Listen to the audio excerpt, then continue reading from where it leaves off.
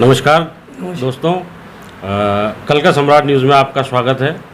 एक बार फिर हम शहर के ज्वलंत मुद्दों पर जैसा कि हमेशा चर्चा करते हैं, आज हमारे पास शहर के एडीए से जुड़ी परियोजनाओं में योजनाओं में चर्चा के लिए आज हमारे साथ श्रीमान श्याम सुंदर तापड़िया जी मौजूद हैं। हम इनसे जानेंगे शहर के एडीए की परियोजनाओं में क्या क्या खामियां हैं, क्या क्या कमियां रही हैं। तो तापड़िया जी, स्वागत है आपका कल का सम्राट न्यूज़ में। बताइए तापड़िया जी, एडीए की परियोजनाओं में जो लैंड फॉर लैंड का एक सबसे बड़ा मुद्दा आता है, उस मुद्दे को लेकर के आपकी क्या आपकी क्या कार्यवाही रही है? क्योंकि आप लंबे समय से एडीए की परियोजनाओं में आप अपने आरटीआई के माध्यम से और किसी न किसी प्रकार से कार्यवाहियाँ करते रहे हैं, कार्यवाही की मांग भी करते रहे हैं। देखो श्रीमान, आप सही जगह सही क्वेश्चन पूछ रहे हैं मेरे से कि एडीए में लैंड फॉर लैंड मैं लैंड फॉर लैंड का जनक हूँ। लैंड फॉर लैंड मैंने छिन्नवे से चालू किया था 1996 से, सम्मानीय लखाव साहब के टाइम में। लखाव साहब को चंद्रदाई बसानी थी और बसाने के टाइम में उन्होंने बोला कि 12% मुआवजा लैंड फॉर लैंड का मतलब होता है अवार्डेड अवाबशुदा भूमि का, भूमि के बदले भूमि के तहत विकसित आवासीय भूखंड 12% देना था। 12% लखाव साहब ने दिए। चूँकि उनको 97 में चंद्रदाई की लॉटरी निकालनी थी, इसलिए 10% का मुआवजा चुका हुआ था, लेकिन लॉटरी पूरी निकालनी थी, इसलिए उन्होंने लैंड फॉर लैंड के तहत बजाय अवार्ड राशि देने के लैंड फॉर लैंड के तहत भूखंड दिए और भूखंड मिले। कभी भी लखाव साहब ने कहीं भी किसी तरह का ऐतराज़ नहीं किया और काम होता गया। अब मुसीबतें आ रही है कि लैंड फॉर लैंड लखाव साहब ने करने के बाद, उसके बाद बायती साहब आए। बायती साहब ने भी किसी तरह का कोई दिक्कत नहीं आई, बराबर लैंड फॉर लैंड देते गए। भूमि के बदले भूमि के तहत विकसित आवासीय भूखंड देना बहुत सरल है, बहुत सरल है, बहुत बढ़िया काम है। किसान खुश हो जाता है, बेचारा बेरोजगार कर देते हो आप उसको अवार्ड राशि देके और वो जो है ज़मीन अवाप्त करके। उसके बाद धर्मेश जी आए, धर्मेश जी ने भी बहुत बढ़िया काम किया। धर्मेश जी के बाद वो आए सम्मानीय अपने आसान क्या वो साहनी जी आए। साहनी जी ने भी इसी कांग्रेस के राज में सबसे पहले आते ही जो ही वो आके ज्वाइन किया, उन्होंने 16/8/2012 को, 17/8/2012 को, 24/8/2012 को, 6/12/12 की सुबह, 6/12/12 की शाम को, उसके बाद जो है 23/2/2013 को और 28/3/2013 को आखिरी मीटिंग करके और 4 जुलाई 2013 को मंत्रिमंडलीय एम्पावर्ड कमेटी जयपुर से स्वीकृति ला करके समस्त प्रकरणों का, पूरे अजमेर में जितने भी प्रकरण थे सबका लैंड फॉर लैंड देके आवंटन पत्र जारी करके बिल्कुल हिसाब साफ कर गए थे। कोई भी काश्तकार किसी भी तरह का लैंड फॉर लैंड के तहत कोई भी आवंटन पत्र बाकी नहीं रहा था। लेकिन जो ही वो वहाँ से गए, उसके बाद बीजेपी का राज आया। बीजेपी के राज आने के बाद जो ही हेडा जी आए, हेडा जी को चेयरमैन घोषित किया था। हेडा जी ने 21/1/2016 को हेडा जी ने ज्वाइन किया। उससे पहले 3 फरवरी 2015 को इन्हीं कृपलानी जी ने जयपुर से एक परिपत्र भिजवाया था कि जिसको भी भूमि के बदले भूमि के तहत भूखंड चाहिए वो 31 अगस्त 2015 तक अपना समर्पण पत्र पेश कर सकता है। लोगों ने बक करके, परेशान होकर के, ला करके, दे करके डीडीपुरम में, प्रतवाद में और चंद्रवरदाई में करीबन 190 समर्पण पत्र पेश करते हैं। उसके बाद एडा जी ने 14 फरवरी 2016 को एक युवा नोट निकाला था कि मैं 22 फरवरी 2016 को लैंड फॉर लैंड मीटिंग करूंगा, समस्त प्रस्तावों को तैयार करके तैयार रखे। लेकिन भला ऊपर वाले का कि हेडा जी को यही होश नहीं था कि एडीए क्या होता है। अरे हेडा जी अपनी बेची हुई बैटरी में पानी डालने के भी पैसे लेते थे, तो आज ये क्या हालत कर गए एडीए की। उसके बाद हेडा जी ने लैंड फॉर लैंड नहीं करी। हेडा जी ने फरवरी का यूओ नोट जारी करने की लैंड फॉर लैंड करी 17/10/17 को।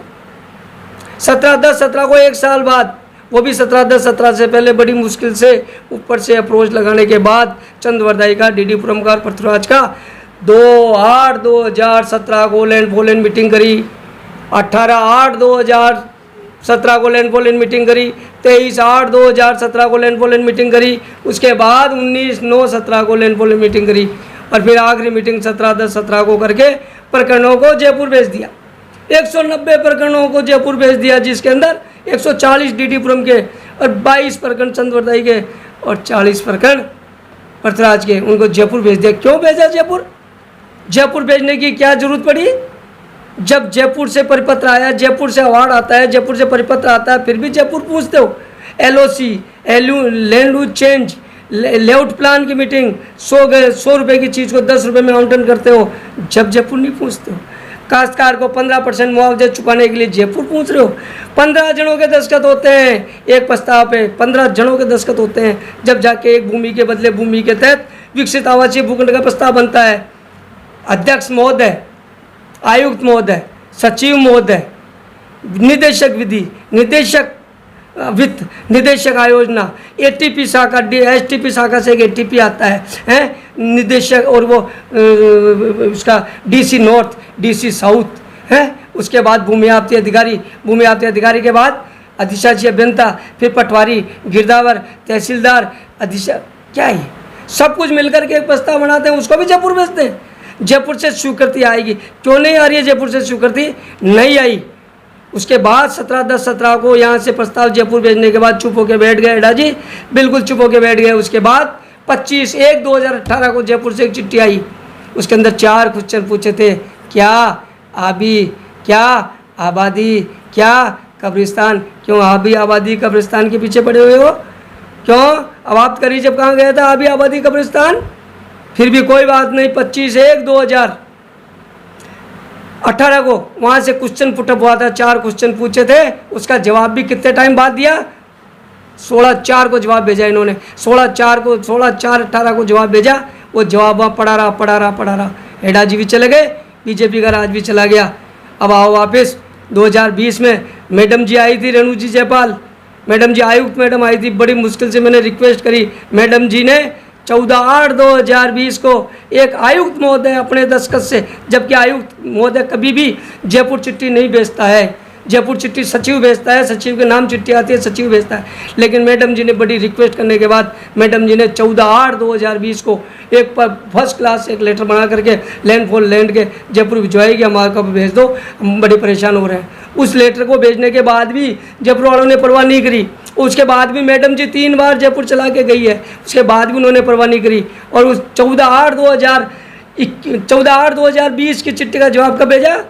22/1/2021 को जवाब भेजा। 22/1/2021 का जवाब भेजा, उसमें भी उन्होंने क्वेश्चन पुटअप कर दिया। क्या क्या क्या? ओहो, 22/1/2021 का जवाब इन्होंने कब भेजा? एडीए वालों ने वो भेजा 5/4/2000 को, 2021 को भेजा। उसमें भी जवाब ऐसा गोलमाल भेजा कि हमारे तो जैसे हाथ कट रहे हैं, हम तो मर रहे हैं, हमारी तनख्वाह उठ जाएगी। क्यों सम्मानीय जी? एक तनख्वाह में से PF कट जाता है और खाते में जमा नहीं होता है तो रात को नींद नहीं आती है, हैं? और यदि TADA का बिल ट्रेजरी में जाके गायब हो जाता है तो रात को रोटी नहीं पाती है। अरे उन काश्तकारों को पूछो, 25 साल हो गए चंद्रवरदाई को, 14 और कितने साल हो गए, और आज 17 साल हो गए पृथ्वीराज को, और 14 साल हो गए डीडीपुरम को। क्या हो रहा होगा उन काश्तकारों का? काश्तकार मर गए, वारिसान मर गए, पोते घूम रहे हैं। पोते आओ जी जाओ जी लगा रखी है, लैंड फॉर लैंड दबा के बैठे हो। 28/3/2013 को जब आखिरी मीटिंग हुई थी, आज कितने साल हो गए? 8 साल हो गए। 8 साल में एक सिंगल आवंटन पत्र जारी नहीं हुआ। यही हाल, उदाहरण के लिए मेरा परिपत्र देख लो आप। इसलिए सम्मानीय से मैं यही निवेदन करूंगा कि इस लैंड फॉर लैंड को जितना जल्दी से जल्दी हो सके जयपुर से मंगा करके आवंटन पत्र जारी करके, और काश्तकारों को जिनकी ज़मीनें आपने आबाद कर ली, बेच दी, उनको राहत पहुंचाओ। नहीं तो आज 300 प्रकरण बाकी हैं, 300 प्रकरणों का लैंड फॉर लैंड करना है। उनको चाहिए 1200 भूखंड जो आपके पूरे ADA में नहीं है, और उनको 1200 भूखंड देने के बाद जो आपने 20 साल में जो लॉटरी में, जो ऑक्शन में जो आपने लीज डीडें जारी कर रखी है, उन बेचारे गरीबों की, उन कर्मचारियों की जिनको मकान बनाने का सपना है, उनको आप कब्जा नहीं दे पा रहे हो। उनको 1000 मेंबर हैं ऐसे जिनको कब्जा नहीं दे पा रहे हो। 1000 मेंबर को कब्जा देने के लिए ये लैंड फॉर लैंड जरूरी है, नहीं तो 1000 मेंबर यदि आ गए तो एडीए को क्रेडिट सोसाइटी बना देंगे तो 300 करोड़ का पेमेंट करना पड़ेगा। इसलिए मैं रिक्वेस्ट करता हूँ जल्दी से जल्दी लैंड फॉर लैंड जयपुर से प्रकरण मंगा के आमंत्रण पत्र जारी करके और एडीए को सुरक्षित रखो। तापड़िया जी, क्या आपने इतनी लैंड फॉर लैंड से जुड़े प्रकरणों में इतनी विस्तार से जानकारी दी, ऐसा लगता है जैसे आप एक लंबे समय से लैंड फॉर लैंड के विषयों में मामलों में जानकारी भी रखते हैं और संघर्ष भी कर रहे हैं उन हज़ारों भूखंडधारियों के लिए भी और काश्तकारों के लिए भी। आप एक लंबे समय से संघर्ष कर रहे हैं, तो मेरा आपसे पूछना है कि क्या आप वर्तमान में एडीए की कार्यशैली से खुश हैं? क्या एडीए की कार्यशैली से मैं खुश नहीं हूँ। क्यों? ऐसा उसका क्या कारण यह है साहब, उसका कारण यह है कि प्रकरण जो मेरा प्रकरण जो अटका हुआ है, मेरा प्रकरण जो अटकता है वो तो ये करता ही नहीं है। मैं जो चिट्ठी देता हूँ ये चिट्ठी का जवाब देते ही नहीं है।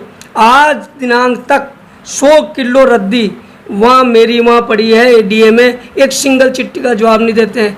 राष्ट्रपति, प्रधानमंत्री, सीवीसी, यूजीसी, किसी की भी चिट्ठी का जवाब नहीं देते हैं। हालत यह है कि मुझे मजबूरन आरटीआई लगानी पड़ती है और आरटीआई यदि मैं लगाता हूँ तो आरटीआई का जवाब भी नहीं देते। उदाहरण के तौर पे एक आरटीआई मैंने 27/7/2020 को लगाई थी कि मेरे इस प्रकरण में, ये जो प्रकरण है इस प्रकरण का आरटीआई दो। 27/7/2020 को लगाई थी, इनको आरटीआई नहीं दे रहे। ये कहते हैं तेरे को आरटीआई दे देंगे तो हम 5 जने मर जाएंगे, जा 25,000 रुपये दे देंगे, हम सब बच जाएंगे। क्या कर लूँगा यार। इनकी जब मौके पर जेसीबी रुकती है तो तापड़िया याद आता है, मौके पे मकान का काम रुकता है तो तापड़िया याद आता है। तो लैंड फॉर लैंड ही कर दो ने। ये लैंड फॉर लैंड का सबसे बड़ा उदाहरण बता रहा हूँ आपको मैं, सबसे बड़ा उदाहरण है। 10 दिन बाद इस प्रकरण को 8 साल हो जाएंगे। 17/10/17 का समर्पण है, जब धारीवाल जी इसी कमरे में इसी टेबल पे बैठे थे।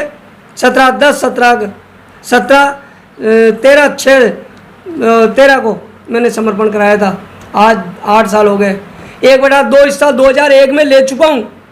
न्यास के नाम नामांकन 2012 में हो गया, न्यायालय में राशि जमा नहीं है और आज कह रहे हैं रुको जी, आओ जी।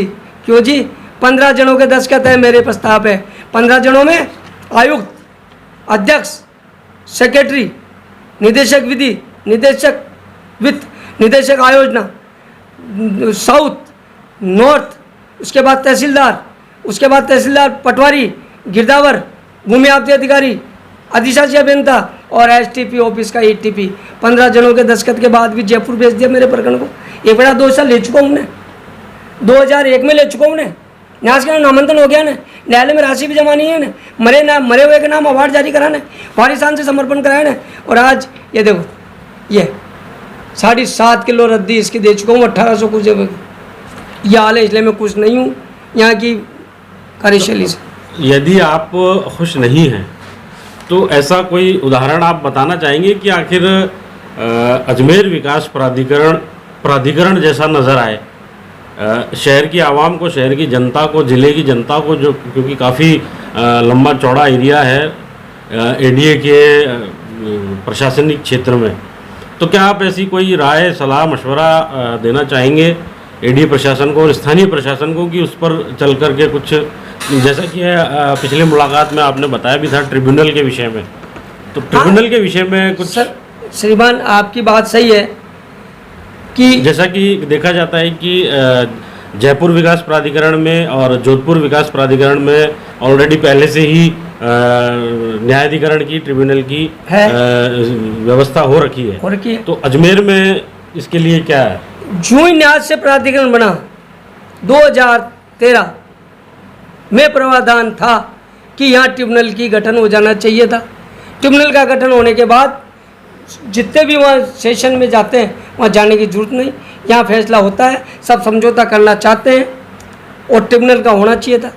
श्रीमान यदि ये परचूनी दुकान होती ना एडीए तो लोग बर्नियाँ उठा के ले जाते।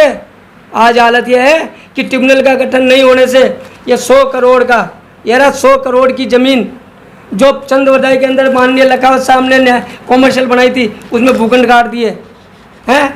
आज 109 भूखंड, 109 बोल रहा हूँ, 109 भूखंड स्वीकृत नक्शे पे ही नहीं है। 109 भूखंड के इन्होंने आवंटन पत्र जारी कर दिए। अरे 65 भूखंडों की लीज डीड जारी कर दी। अरे 35 तो मकान ही बन गए। कहाँ गया जयन, कहाँ गया पटवारी, कहाँ गया बाबू? नक्शे पे 109 भूखंड ही नहीं है। ये हाल हो रहे हैं वहाँ। यदि ट्रिब्यूनल होता तो हम समझौता करते, समझौता करके यही निबट जाते। आज 100 करोड़ की ज़मीन का लीज डीड निरस्त होने के बाद सम्मानीय जयपाल साहब ने बड़ी मेहनत से लीज डीड निरस्त करवाई खन्ना रिपोर्ट से, और आज 11 साल से 2011 में दिया था, 10 साल से लीज डीड निरस्त नहीं करा सके। आज एडीए को गठन हुए, यूआईटी और एडीओ गठन हुए 60 साल हो गए। 59 में गठन हुआ था। 60 साल में एक सिंगल लीज डीड बता दो कि इन्होंने कोर्ट में जाके निरस्त करवाई क्या? लीज डीड निरस्त की जाती है, उसकी जगह वैकल्पिक भूखंड दिया जाता है। तो पुरानी लीज डीड तो मुंह बोल रही है। यह हाल है कि आज लीज डीड निरस्त नहीं करा सके। यह हालत है। ट्रिब्यूनल का गठन करवाओ, ट्रिब्यूनल गठन करवा के और सम्मानीय रेवेन्यू बोर्ड के रिटायर्ड जज की नियुक्ति करवाओ, ताकि ये रेवेन्यू ये निपटे तो कम से कम ट्रिब्यूनल का गठन होने के पश्चात क्या सुधार आने की संभावना? बस यही का यही समझौता हो जाएगा श्रीमान। किसी को कहीं भी वकील साहब की जरूरत नहीं है, सेशन में जाने की जरूरत नहीं है। वकील साहब करना पड़ता है, मानना ही ट्रिब्यूनल में गठन होता है, लेकिन यही का यही आमने सामने बैठ के सारी बातें हो जाती है। वहाँ सेशन में जाने की जरूरत नहीं है, और यहाँ का फैसला सीधा हाईकोर्ट जाता है। और सारे ट्रिब्यूनल, वक्फ बोर्ड में ट्रिब्यूनल है, मैंने ट्रिब्यूनल चलाया है वक्फ बोर्ड में, वक्फ बोर्ड की ज़मीनें में लाया हूँ। मैंने क्या नहीं किया, लेकिन ट्रिब्यूनल एक बहुत बढ़िया फैसला है, और ट्रिब्यूनल गठन होता है। प्राधिकरण होने के बाद ट्रिब्यूनल का गठन होता है, ट्रिब्यूनल गठन होना चाहिए। तो क्या मैं रिक्वेस्ट करता हूँ। तो क्या आपने अपने स्तर पे कहीं इसके लिए कोई ज्ञापन या कोई मैंने लिख के दिया कि इनको ट्रिब्यूनल का गठन कराओ साहब, ये रहा। जिला प्रशासन को और स्थानीय जनप्रतिनिधियों को भी आपने इससे अवगत कराया है कि साहब अजमेर विकास प्राधिकरण में ट्रिब्यूनल का गठन होना चाहिए, जरूरी है? मैंने कह दिया, मैंने मुंह पे हारे सबको कहता हूँ। हेडा जी को कहा था आते ही, मैंने कहा हेडा जी ट्रिब्यूनल का गठन करो। हेडा जी इनका करने लगे, हालांकि वो जानते ही नहीं है, झूठी बात, लेकिन वो नहीं समझे, ठीक है इसके। अब ट्रिब्यूनल गठन मैंने सम्मानीय आयुक्त साहब आए हुए हैं गोदारा जी, उनसे मैं रिक्वेस्ट करूँगा कि ट्रिब्यूनल का गठन करवाओ। गठन करवाने से करीबन ये जो चल रही है तोड़ बट्टा की वाली बातें चलती है, ख़त्म हो जाएंगी। और आज काश्तकार क्या चाहता है? अपना मुआवजा चाहता है बस। यहाँ कोई किसी की ज़रूरत ही नहीं है, ट्रिब्यूनल का गठन होना चाहिए। तो ये थे हमारे साथ अजमेर के काश्तकारों के और अजमेर की विभिन्न प्रकार की अजमेर विकास प्राधिकरण की 12 परियोजनाओं के टिकैत, जिस प्रकार किसान आंदोलन में टिकैत जी बैठे हुए हैं, उसी प्रकार अजमेर विकास प्राधिकरण में श्याम सुंदर तापड़िया जी टिकैत के रूप में बैठे हुए हैं अजमेर के काश्तकारों के लिए संघर्ष करने के लिए। तो श्याम सुंदर तापड़िया जी, आपका कल का सम्राट न्यूज़ से बात करने के लिए बहुत बहुत शुक्रिया। और चूंकि यह प्रकरण ऐसा है कि इसमें इतने कम समय में पूरी विस्तार से बात नहीं हो सकती, हम भविष्य में एक बार फिर से तापड़िया जी से मुलाकात करेंगे, और आज जो बातें उठाई है तापड़िया जी ने, उनका भविष्य में फॉलोअप क्या रहेगा अजमेर विकास प्राधिकरण की ओर से, जिला प्रशासन की ओर से, संबंधित जनप्रतिनिधियों की ओर से और स्वायत्त शासन निकाय विभाग की ओर से। तो मैं तापड़िया जी का धन्यवाद देता हूं। तापड़िया जी, बहुत बहुत धन्यवाद साहब। मैं तो यही रिक्वेस्ट करता हूं आपसे और एडीए के अधिकारियों से, सबसे, कि लैंड फॉर लैंड के मामले निपटा दो, ताकि आम आदमी भी दुखी नहीं होवे, और जिन्होंने प्लॉट आपसे ले रखे हैं वो भी दुखी नहीं होवे, और जिन्होंने इस मकान का सपना बना रखा है, सपना सोच रखा है, वो मकान भी बना ले। आज चंद्रवरदाई को 26 साल हो गए। क्या है चंद्रवरदाई में? एक LIC का एक उदाहरण बता रहा हूँ साहब, बात थोड़ी लंबी। LIC 2007 में LIC को बेचा था, 6000 गज व्यवसायिक ज़मीन बेची थी। आज चंद्रवरदाई में किसी भी तरह का कॉम्प्लेक्स नहीं है, सिनेमा हॉल नहीं है, अस्पताल नहीं है, पेट्रोल पंप नहीं है, और जो है वो स्टेडियम है, इसके अलावा कुछ नहीं है। कहाँ गया हमारा सपना? आपने जो छोटा सा OCF था उसमें भी प्लाटिंग कर दी, आपने जो रिजर्व रखा था उसमें प्लाटिंग कर दी। तो 6000 गज ज़मीन जो आपने 2007 में 9 करोड़ में LIC को बेची थी, उस LIC में तो मॉल बनवा दो साहब, लेकिन LIC में जो बेची थी वो आपने फर्जी बेचा था। आज 9 करोड़ का आपने LIC से पैसा लेके लीज डीड जारी करी है 6000 गज ज़मीन, तो उसको साहब कॉम्प्लेक्स बनवा दो। यदि वो नहीं होता है तो 9 करोड़ का 23 करोड़ आपके पास नहीं है, 6000 वर्ग ज़मीन आपको चंद्रवरदाई में कहीं देने के लिए नहीं है। तो LIC को थोड़ा रिक्वेस्ट करके वो आप एक कॉम्प्लेक्स बनवा दो, तो लोगों को सिनेमा हॉल या जो भी चीज़ है, पेट्रोल पंप या जो भी कॉम्प्लेक्स है, दुकानें की फैसिलिटी चंद्रवरदाई मिल जाए। आज किसी भी तरह की चंद्रवरदाई में फैसिलिटी नहीं है श्रीमान, इसलिए मैं LIC के लिए भी रिक्वेस्ट करूँगा कि LIC का मॉल जल्दी जल्दी बनाओ। बहुत बहुत धन्यवाद सर, बहुत बहुत।